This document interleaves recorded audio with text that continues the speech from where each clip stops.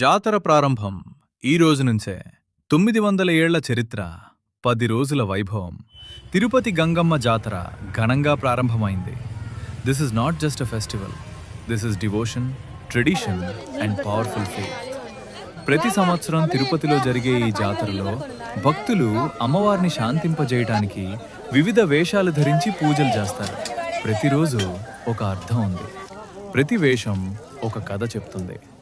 మే 5 చాటింపు, అర్ధరాత్రి, జాతర ప్రారంభం ప్రకటించే రోజు. మే 6 బైరాగి వేషం, తపస్సు, భక్తి, నిష్టకు ప్రతీక. మే 7 బండవేషం, భక్తిలోని శక్తిని చూపించే రోజు. మే 8 తొట్టివేషం, సంప్రదాయం, గ్రామీణ జీవితం, ప్రతిబింబం. మే 9 దొరవేషం, గౌరవం, అధికారానికి ప్రతీక. మే 10 మాతంగి వేషం, ఇది జాతరలో అత్యంత ముఖ్యమైన రోజు, భక్తులు భారీగా పాల్గొనే ఘట్టం. మే 11 సున్నపు కుండలు, భక్తులు కుండలు మోసి అమ్మవారిని ఆరాధిస్తారు. మే 12 గ్రాండ్ జాతర, పొంగల్ సమర్పణలు, భారీ భక్తుల రద్దీ. జాతరలో అత్యంత ప్రధాన రోజు ఇదే. మే 13 విశ్వరూప దర్శనం, ఉదయం 4 గంటలకు చివరి దర్శనం. జై గంగమ్మ తల్లి.